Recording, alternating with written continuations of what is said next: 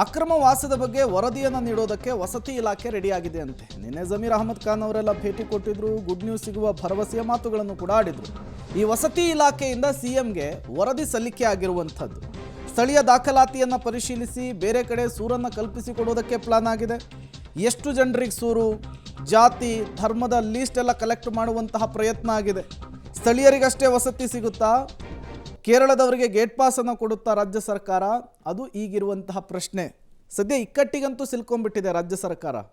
ಮೇಲೆ ಕೆ.ಸಿ. ವೇಣುಗೋಪಾಲ್ ಅವರು, ಈ ಕಡೆ ನೋಡಿದರೆ ಜನರಿಂದ ವ್ಯಾಪಕ ವಿರೋಧ. ಇದರ ನಡುವೆ ಇವತ್ತು 5 ಗಂಟೆಗೆ ಮೀಟಿಂಗನ್ನು ಕರೆದಿದ್ದಾರೆ ಮುಖ್ಯಮಂತ್ರಿಗಳು. ಅಲ್ಲಿ ಯಾವ ರೀತಿಯ ತೀರ್ಮಾನಕ್ಕೆ ಬರ್ತಾರೆ ಅನ್ನೋದನ್ನು ಕಾದು ನೋಡಬೇಕಿದೆ.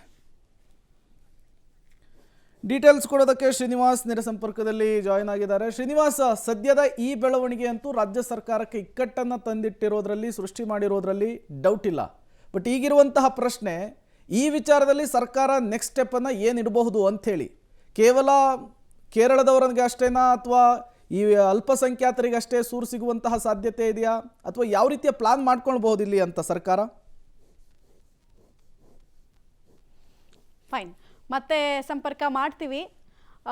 ಸದ್ಯಕ್ಕೆ ಏನಾಗುತ್ತೆ ಅಂದರೆ, ಈ ರಾಜ್ಯ ಸರ್ಕಾರದ ಯೋಜನೆಗಳು ಬರೀ ರಾಜ್ಯದ ಜನರಿಗೆ ಮಾತ್ರ ಕೊಡೋದಕ್ಕೆ ಬರುತ್ತೆ. ಯಾರೋ ಕೇರಳದವರು ಕೊಡೋದಕ್ಕೆ ಬರಲ್ಲ, ಯಾರೋ ಪಶ್ಚಿಮ ಬಂಗಾಳದವನು ಕೊಡೋಕ್ಕೆ ಬರಲ್ಲ.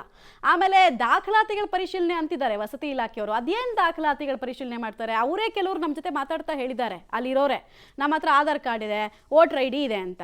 ಸೊ ಸ್ಥಳೀಯರು ಅನ್ನೋದು ಆಧಾರ್ ಕಾರ್ಡ್ನಲ್ಲಿ ಮೆನ್ಷನ್ ಆಗಿದ್ರೆ ಅವ್ರನ್ನ ಸ್ಥಳೀಯರು ಅಂತಲೇ ಕನ್ಸಿಡರ್ ಮಾಡಿಬಿಡ್ತೀರಾ? ಹಾಗಾದರೆ ಪ್ರಶ್ನೆ ಇದೆ.